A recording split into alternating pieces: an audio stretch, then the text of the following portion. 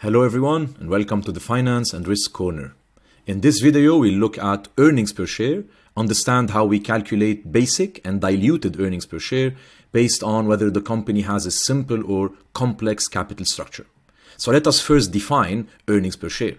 It's one of the most important metrics for any equity investor, an input to major ratios like the price-earnings ratio. Earnings per share is net income available to common shareholders divided by the number of common shares outstanding. So imagine a company had a net income of 2 million and it has 1 million common shares outstanding, then earnings per share would be $2 per share. This is the portion of earnings that each shareholder is entitled to.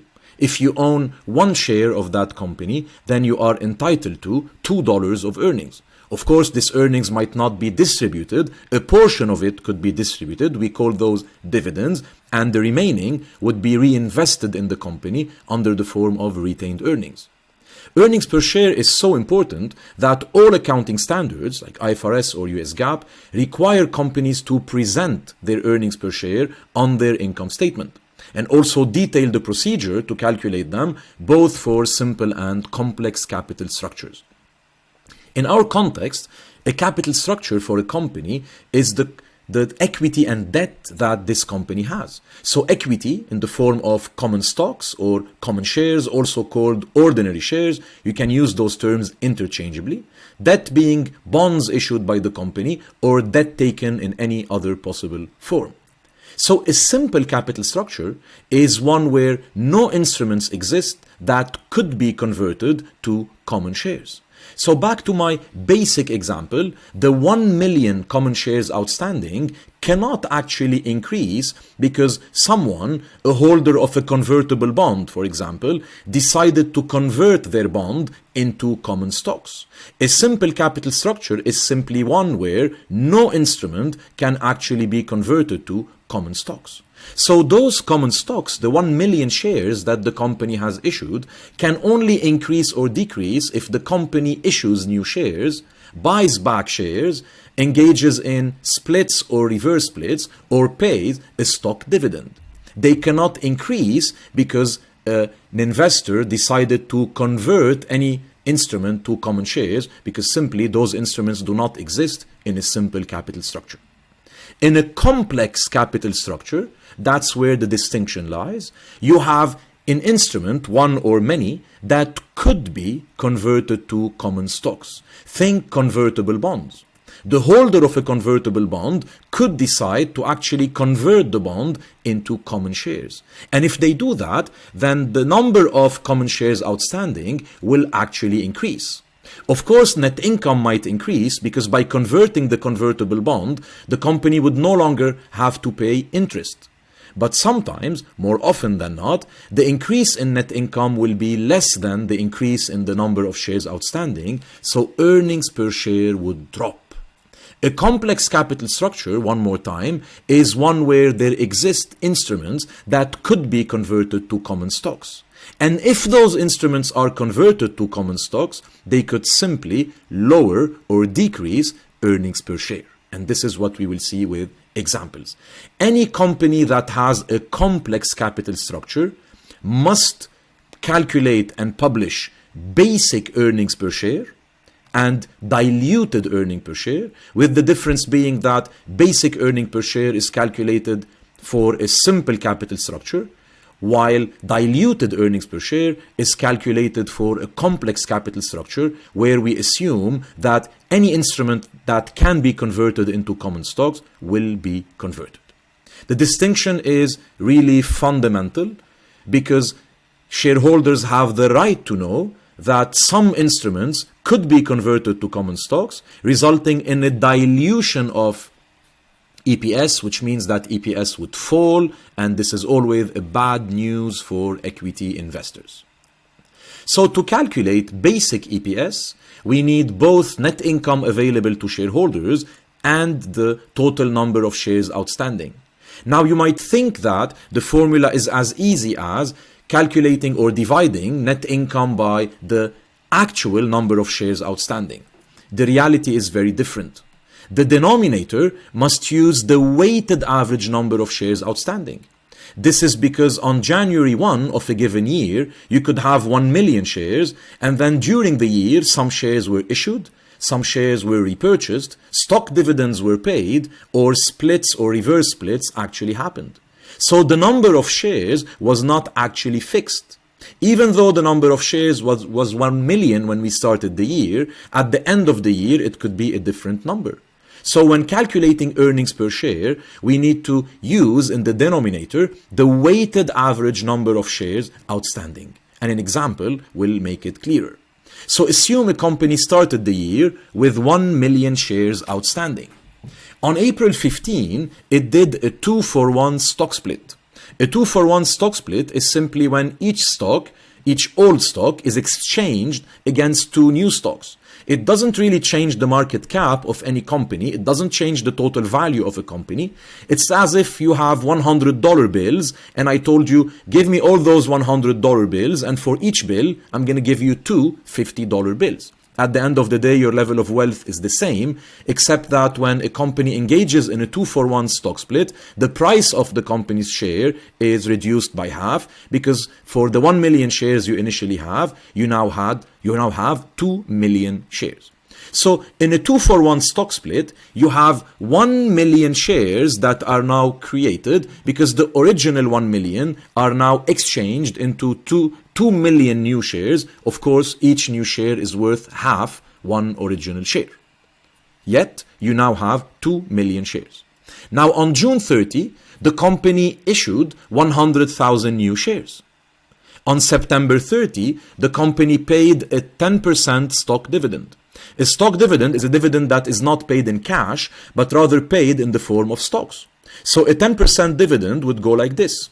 If you hold 100 shares, then we'll give you 10 shares for free. We will issue 10 additional shares for you and give them to you for free. That's like giving you a cash dividend. So when the company issued a stock dividend of 10%, remember that you had 2,100,000 shares. So in that case, you have now issued 210,000 new shares. On October 1, the company repurchased part of its stock, 50,000 stocks precisely. Now, how do we calculate the weighted average number of shares outstanding? Mathematically, the concept is quite easy. But there is one golden rule to remember. You should never forget that rule, or else all the calculations would be incorrect on the exam. So let's start with the 1 million shares that were outstanding on January 1. Those 1 million shares were outstanding for the full year. They existed for the full year, i.e. 12 months out of 12. Now, on April 15, 1 million shares were created because of the 2-for-1 split. Now, this is the golden rule. Even though the stock split occurred on April 15, the newly created shares are assumed to have existed at the same date that the original shares to which the split applies have existed. So even though the split happens on April 15, you will not consider that the newly created 1 million shares were outstanding since April 15. And that's a common mistake that a lot of candidates do, and it costs grades and points on the exam. So those newly created 1 million shares are created on April 15, but are assumed to have been outstanding since the date the shares to which they apply were outstanding. So this split applies to the 1 million shares that were already outstanding on January 1. So irrespective of the date of the split, the newly created 1 million shares will also be assumed to be outstanding since January 1. Please make sure you remember that for splits and for stock dividends, the newly created shares are outstanding not since the date of the split or the dividend, but rather since the date of the original shares, since the date where those original shares to which the split or the dividend applies have been outstanding. One more time, the 1 million newly created shares are outstanding since January 1st. Now on April 15, one more, so that's not April 15, that's June 30 obviously, 100,000 shares were created. So those 100,000 shares were outstanding for 6 months. They did not exist prior to June 30, so they started to exist on June 30. They were outstanding for 6 months of the year 2023. So they were outstanding for only 6 out of 12 months of the year 2023. It's obvious and it's clear to understand why they did not exist prior to June 30, end of day June 30, which means starting July 1st. On September 30, a stock dividend of 10% took place. Now this is tricky. You now have 2,100,000 shares and a 10% stock dividend occurs. This means that 210,000 shares were created. 10% of 2,100,000 shares. Now listen carefully one more time. The date at which those newly created shares are outstanding is not September 30. The date is the same date at which the original shares were outstanding. Now we have 2 million that attracted a 10% dividend rate, so we created 200,000 shares that are considered to be outstanding at the same time the original shares the dividend applies to were outstanding, so January 1.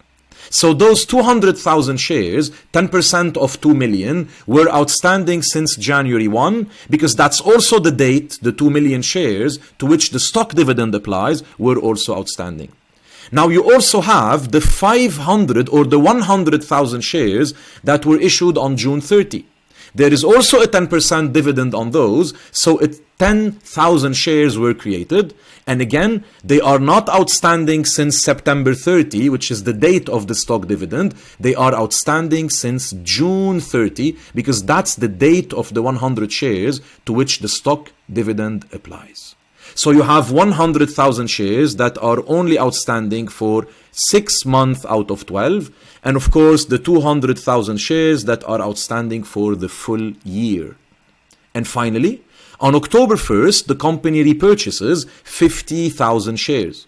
Those stopped to be outstanding for 3 months. For the full month of October, November, and December, those shares ceased to exist. They were outstanding for the first 9 months. They ceased to exist for the last 3 months of the year. So the way to mathematically express that they no longer outstand is using negative. So minus those are not outstanding for 3 months out of 12. Now we can calculate a weighted average for those shares outstanding. So let's do that. So let's use the highlighter. We have first the 2 million shares that were outstanding for 12 months out of 12. As a reminder, those are the 1 million original shares and the 1 million that were created because of the split that occurred on April 15. You also had 100,000 shares that were only outstanding for 6 months out of 12. Hence, we multiply them by 6 divided by 12. And of course, I'm referring to the 100,000 shares that were issued on June 30. You also have 200,000 shares that were outstanding for the full year. This is 10% of 2 million, i.e. the 200,000 shares that were outstanding at the same date that the original shares to which the dividend applies were actually outstanding, so the full year. And you have, as I explained earlier, the 10,000 shares, which is the stock dividend of 10% on the 100,000 shares created on June 30. That's 10,000 shares outstanding only for half of the year, because that's the date where the shares to which the dividend applies were actually outstanding. And finally, the company repurchased 50,000 shares, so I use a negative sign. It's very important here to notice it. So those were not outstanding, hence the negative. So those 50,000 shares were not outstanding for 3 months out of the 12 months in the year 2023. Bottom line, we have 2,242,500 shares. This is the denominator to be used when calculating EPS. If I take you back to this slide, this is the denominator to be used when calculating EPS.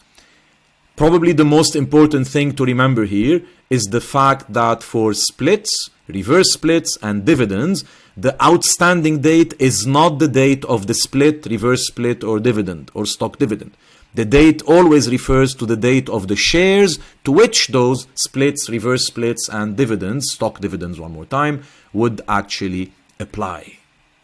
Now let us use our knowledge of the weighted average number of shares outstanding in that example to calculate basic EPS. So imagine we have a company that declared net income of $3 million and preferred dividends of $200,000. Basic EPS, as I explained earlier, is net income available to shareholders. And this deserves to stop for a minute and make sure we understand. Net income available to common shareholders is not net income if you have preferred shares.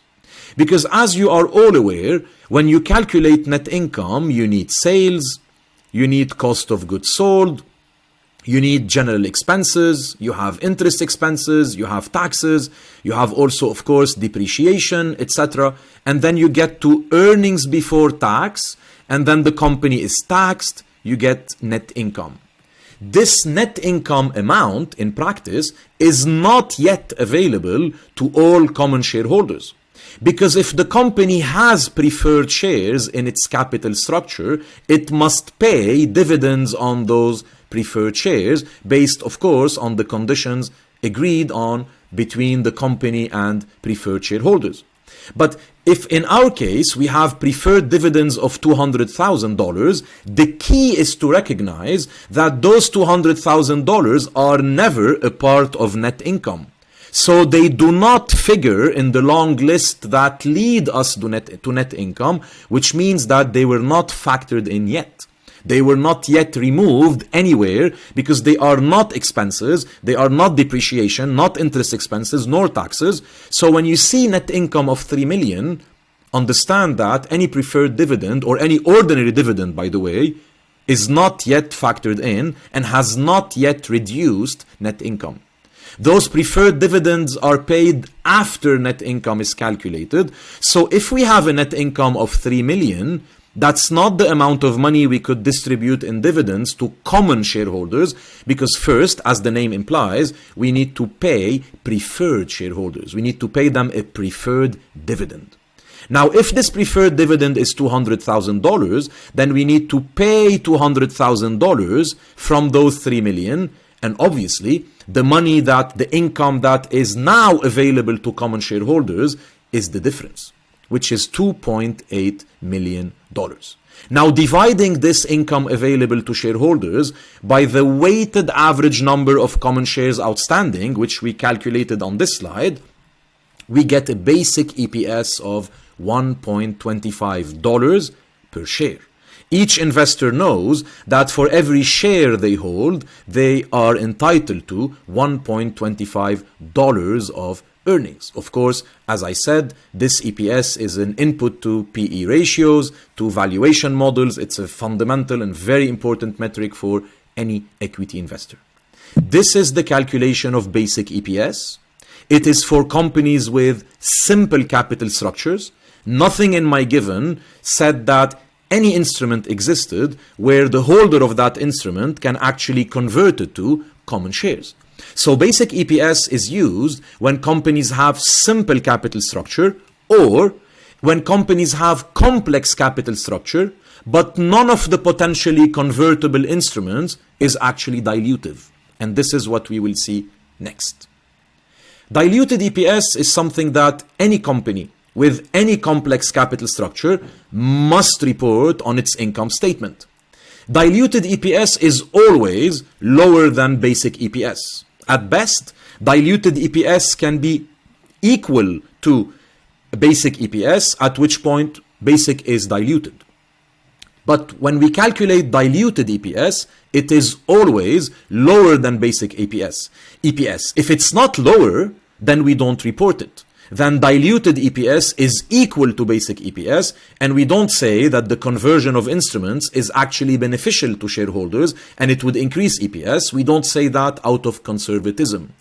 So if you think about it, if diluted EPS is equal to basic, then we publish basic, we publish diluted, and we say they're equal. If diluted EPS is lower than basic, shareholders have the right to know. They have the right to know that basic EPS is 125, but things could get uglier. The actual EPS that they are entitled to could drop significantly if any of the convertible instruments is actually converted. So this is captured in diluted EPS, and if it's lower, then the company must report both, so that shareholders can see in all transparency that even though basic EPS is 125, things could actually be less if conversion occurs. Now, in rare circumstances where diluted EPS is calculated and happens to be larger than basic EPS, which means that the conversion of any instrument is actually beneficial, it does not result in dilution, but rather anti-dilution. We say that the instrument is anti-dilutive, and we do not report a diluted EPS that is higher than basic EPS. We keep them equal. This is fundamental to understand. Good. So that said, let's look at the case where we have preferred shares that are now potentially convertible into common stocks. So let's look first at the formula, because it's not really a formula. The first part is net income available to common shareholders. The denominator starts by something that we know, which is the weighted average number of common shares outstanding. Now, we must calculate diluted EPS by assuming that convertible preferred shares are actually converted into common shares. If they are, there is always a good news, and the numerator captures that good news. And there is always a bad news, and the denominator will capture that bad news. Now, whether the good news would offset the bad or not would actually be the reason why diluted EPS could be lower or higher than basic EPS. But reminding you one more time that if diluted EPS happens to be higher than basic, we don't report a higher diluted EPS. We report a diluted EPS that is equal to basic EPS. So what is the good news? The good news for the company when preferred shares are actually converted to common shares is that we no longer have to pay convertible preferred dividends. We no longer need to pay them because they don't exist. They are now transformed. They have now converted into common shares.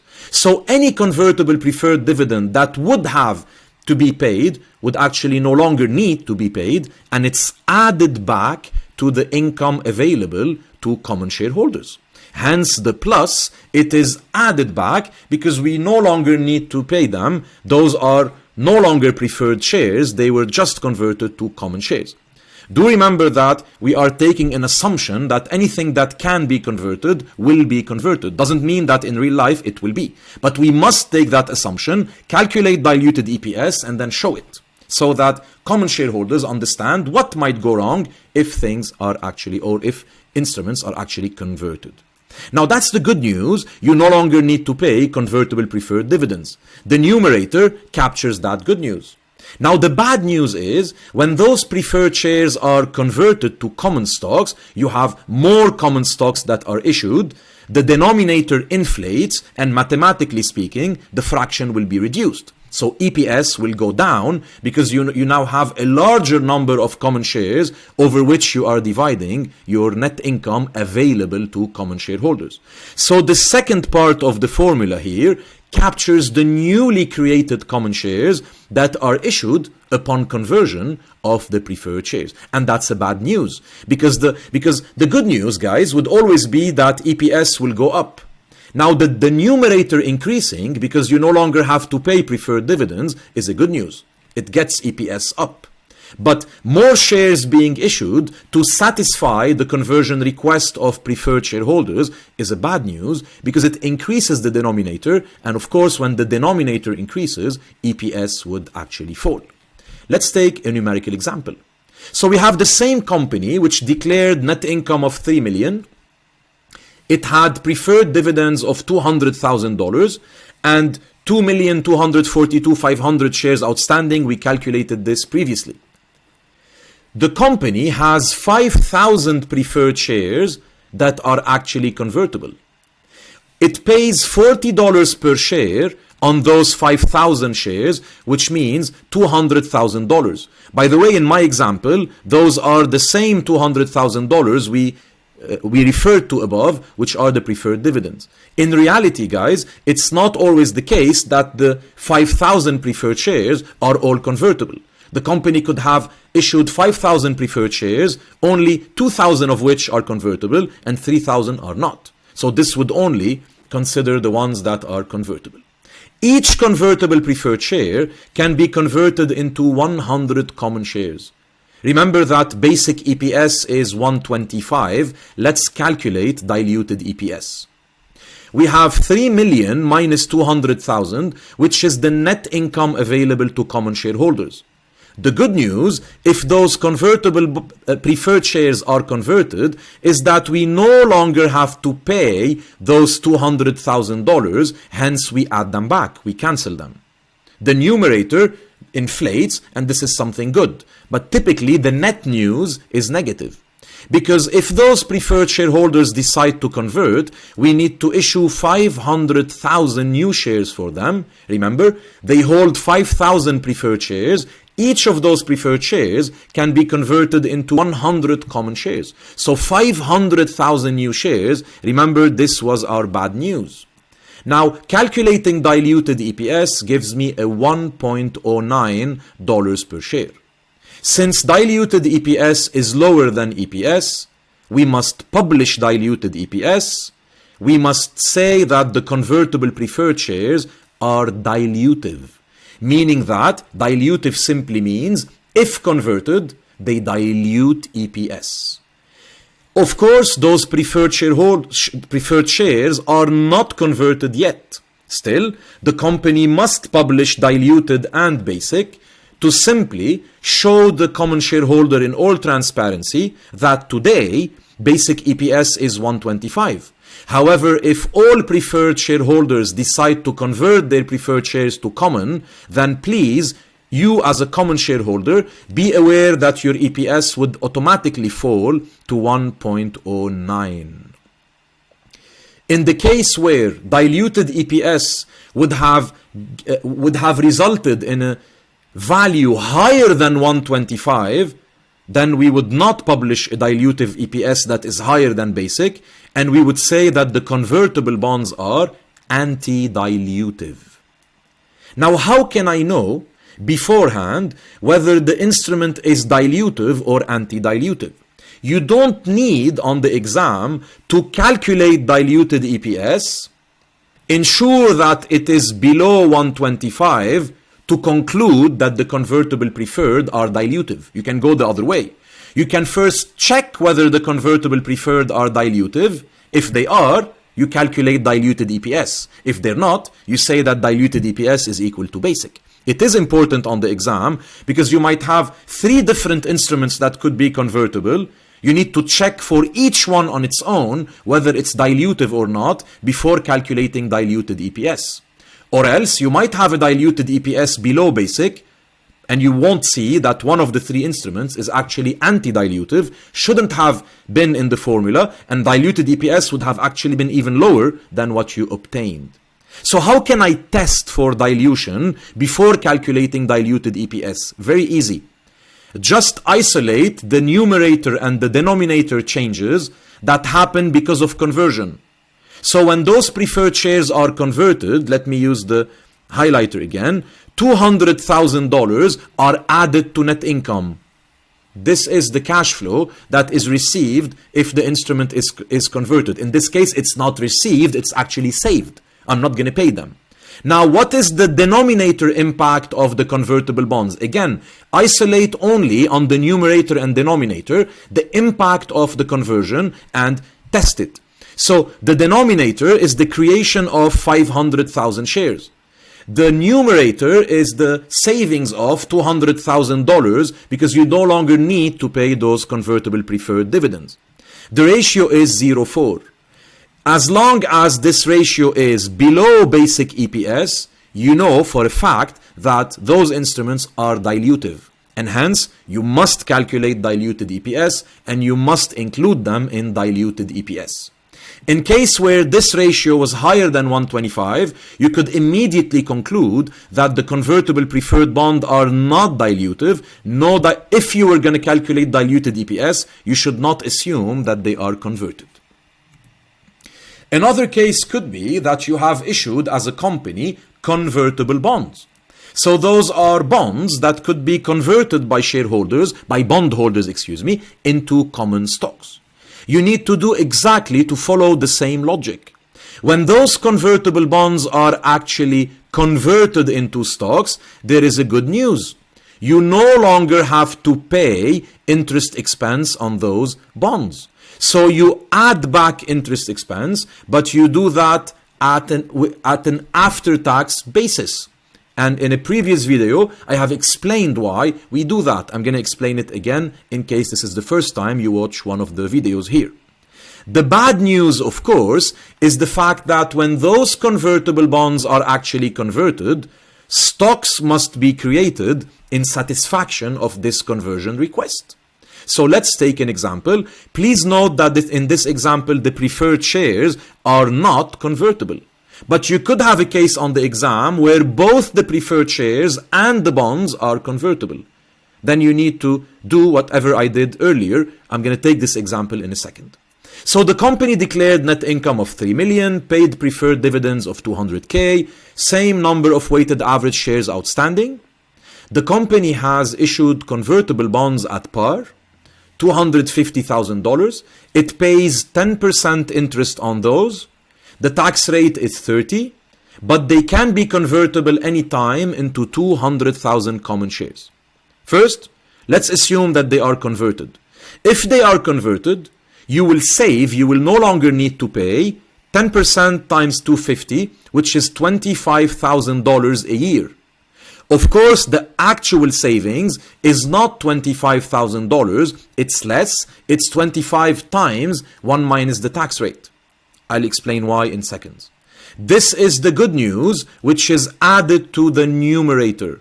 Now, the bad news, of course, is that the company must issue 200,000 new shares to satisfy this conversion request.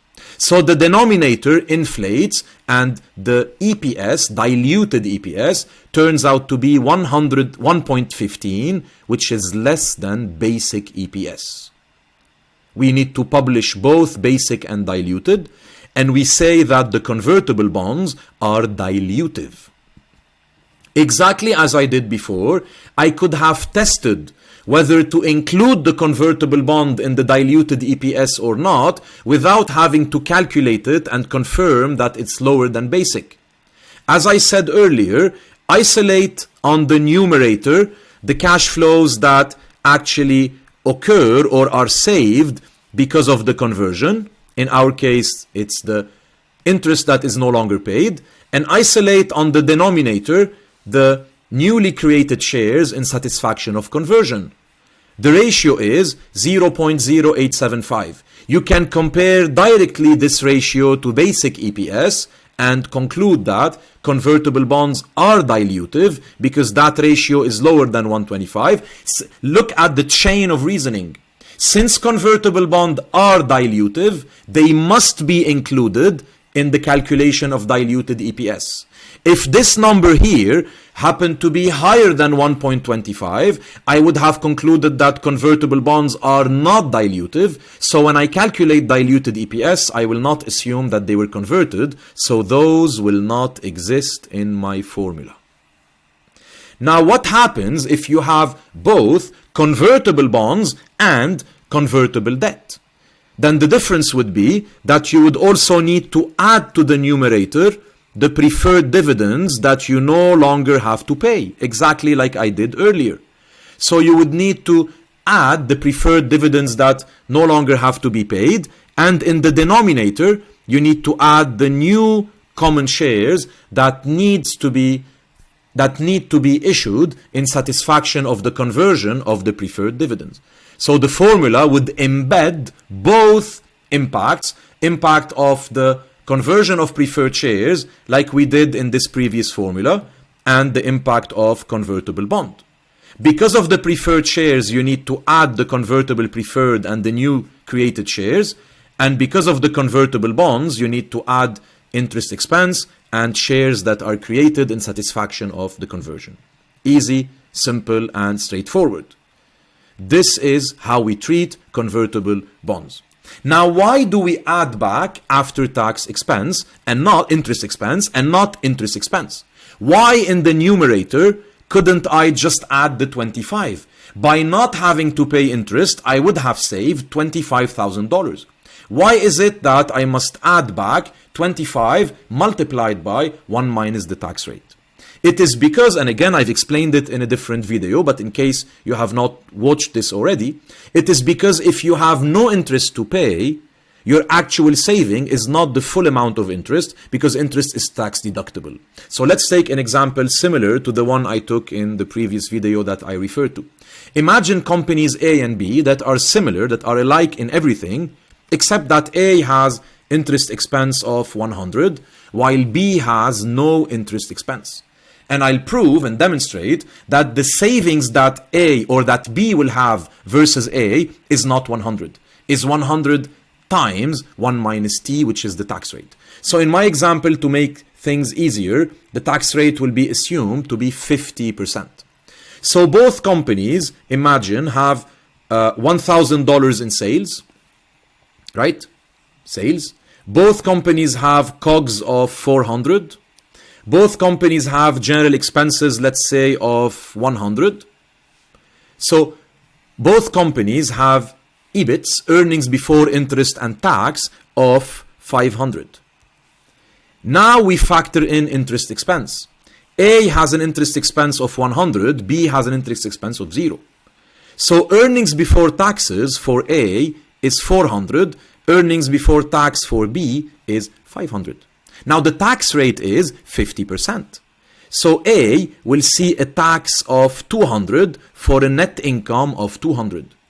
B will have a tax of 250 for a net income of 250. When all is said and done, the net income difference between B and A is only $50. 250 versus 200. The only difference between them was that A had an interest expense of 100. Yet, the difference when it comes to net income is only 50, which by the way is, not a coincidence, 100 into 1 minus T, which is interest into 1 minus T. 100 into 1 minus 50 equals 50, which is the difference between the two companies. And the reason is, interest is tax deductible. Remember the good news and the bad news. When you pay interest of $100 as company A, there is a good news. There's a bad news actually. You are paying $100. But there's a good news. Your profit is reduced by $100, so you will pay less taxes on $100 of profit. That's a savings of 50% on those $100. Think about it. Company B has no interest to pay, so it pays taxes on the full 500. Company A has 100 interest to pay, so it pays taxes only on 400. The $100 paid in interest actually escapes taxes. So there's a savings of 50% on those 100, which are no longer paid in tax. Negative 100 plus 50, negative 50. And this is the actual difference between the two companies. This mathematical and simple example is to demonstrate and to convince you that company A has an expense of has interest expenses of $100 relative to 0 for B, yet as a net income, the difference is only 50. Because when you pay $100 of interest, you save $50 of taxes in this particular example. Hence, the real saving is or the real expense is I into 1 minus t. Going back to our example, this is why we add back the interest expense multiplied by 1 minus t, because if those convertible bondholders actually convert their bonds, you're not saving $25,000. You're saving less, because you're actually saving $25,000 and paying taxes on those. Think about it this way. If you don't have to pay interest anymore, you're saving $25,000, correct? But you are paying taxes on those $25,000. So the net savings is $25,000 into 1 minus t. 25,000 into 1 minus t. The very last example, or the very last case that you will encounter on the exam, are warrants.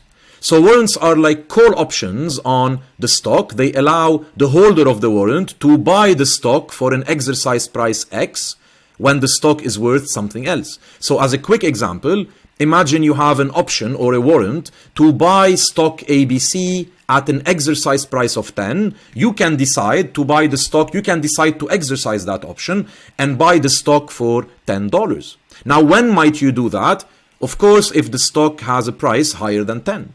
If the stock is worth 12, you'd be very happy to exercise the warrant, buy the stock and pay only 10, knowing that the stock is actually worth 12. Companies issue warrants, call options, for their own employees. We also call them stock options, as an incentive or as compensation. So they give their employees the right to buy the company's stock at, let's say, an exercise price of 1.5. Same example. The company declared net income of 3 million, dividends preferred of 200,000. This is the same number of common shares outstanding, and now is the difference in the given. The company has also issued 150,000 stock options with an exercise price of 1.5 per share. The average price for the company's stock over the year was 2. Two golden rules. The first, we don't compare between the exercise price and the current stock price. We compare between the exercise price and the average price of the stock throughout the year, because anytime that average price is higher than the stock price, conversion is assumed to have occurred.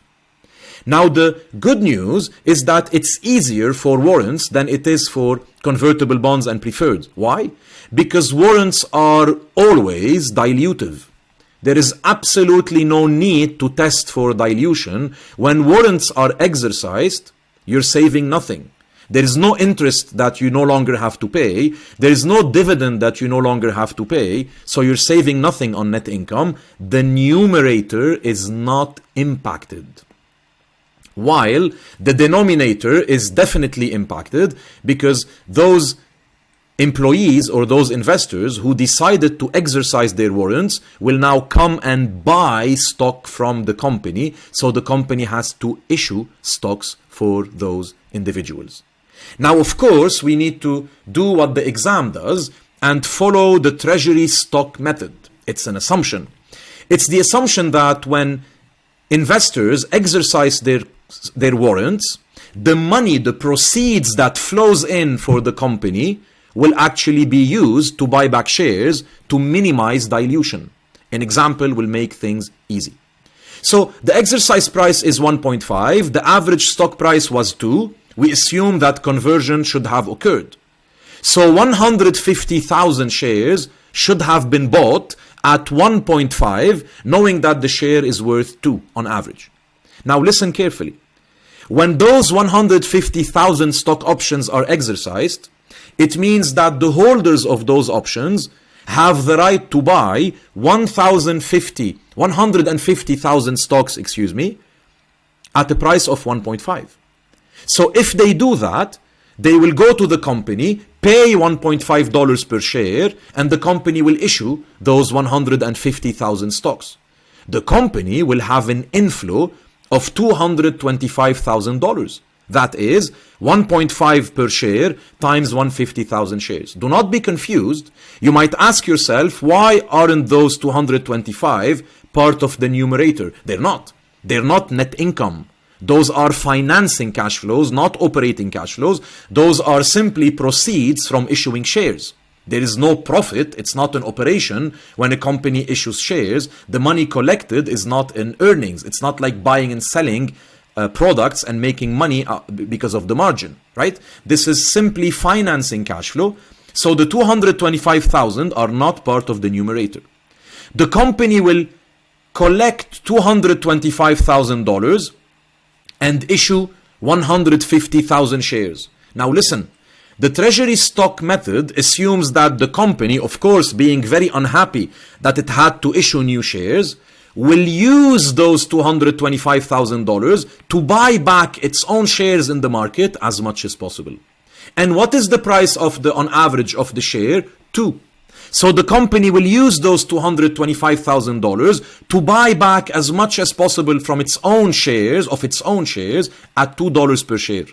225,000 divided by 2 means that 112,500 shares are actually bought back. So because of that operation, think about it carefully, the company had to issue 150,000 shares, but then used the proceeds to buy back 112,500. When it did that, the net number of shares that were issued is actually much smaller, 37,500 shares, which is the net between those two. So one last time, the company had to issue new shares when the holders of warrants actually exercised those warrants. However, with the proceeds that the company collects, because it sold 150,000 shares at $1.5, so with those proceeds of 225K, it will repurchase its own shares in the market at an average price of 2. That's the assumption. So it would succeed in repurchasing back 112,500 shares. And this means that the difference is actually 37,500. No impact on the numerator, remember, from the exercise of warrant. Always diluted EPS will be lower than basic because warrants are always dilutive. Mathematically, it makes sense. They don't touch the numerator. However, they inflate the denominator. So obviously and inevitably, diluted EPS as a fraction would go down. No test needed for dilution of warrants. They are always dilutive. This concludes the calculation of EPS, whether basic or complex. Now, one last note to keep in mind is that on the exam, as I said earlier, you might have at the same time convertible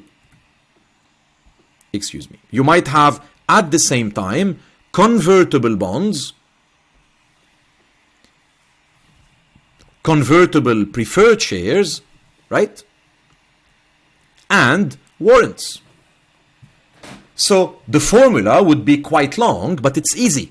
So it starts with net income minus preferred dividends, plus the preferred dividends if convertible preferred shares are converted, plus the interest that you would save if convertible bonds are converted, divided by the original number of shares, plus the number of shares created because of the convertible bonds, the number of shares created from the convertible preferred, and the number of shares created because of the warrant.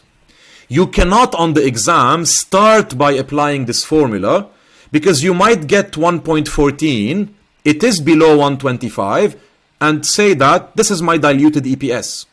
The reality could be quite different because the reality could be that some of those instruments are actually not dilutive. So for example, the convertible bonds might be not dilutive. If they are anti-dilutive, they shouldn't have figured in this formula.